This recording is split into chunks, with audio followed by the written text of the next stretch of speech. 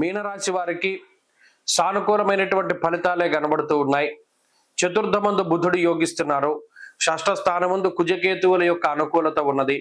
ఈ వారంలో చంద్రబలం ఉన్నది ప్రధానంగాను. అలాగే శుక్రుని యొక్క అనుకూలత ఉన్నది.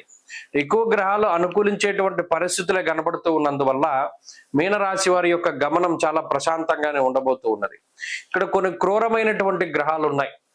జన్మ శనేశ్వరుడు, వ్యయరాహువు, చతుర్థ గురుడు ఇత్యాది గ్రహాలు, అలాగే అర్ధాష్టమ రవి కూడా.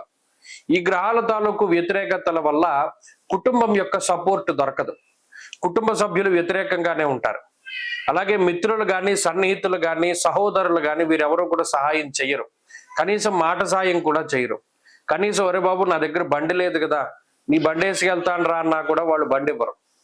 అంటే ఇలా అనేక రకాలుగా మానసికంగా ఇబ్బందులు పెడుతూ ఉంటారు.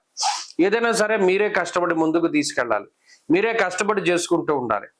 అయినప్పటికీ కూడా స్వశక్తిని నమ్ముకునే ముందుకు వెళుతూ ఉంటారు. ఎక్కడ అదృష్టం ఉండదు, ప్రతి చోట హార్డ్ వర్కే కనబడుతూ ఉన్నది. అయినప్పటికీ కూడా దాన్ని తట్టుకుని ముందుకు వెళుతూనే ఉంటారు ఈ మీనరాశి వారు. అలాగే ప్రత్యేకించి స్వయంకృతాపరాధం వల్ల పాడైపోతే ఎవడేం చేయలేడు.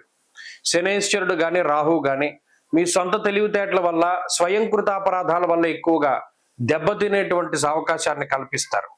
ఎవడో వచ్చి మోసం చేస్తాడని లేదు, మీకు మీరుగానే వెళ్ళి మోసపోయేటువంటి పరిస్థితి. కాబట్టి డబ్బు ఎవరికైనా ఇచ్చేటప్పుడు, ఎవరినైనా నమ్మి ముందుకెళ్ళేటప్పుడు, లేదు ఇష్టపూర్వకమైనటువంటి వివాహాలు, ఇది చాలా మందిలో కనబడుతూ ఉన్నటువంటి విషయం. ఏలినాటి శని వచ్చినప్పుడు జాతకాలు పొంతన కలిసినా కలవకపోయినప్పటికీ ముందుకు వెళ్ళి దెబ్బతింటున్నారు. ఆ వైవాహిక జీవితం నిలబడడం లేదు.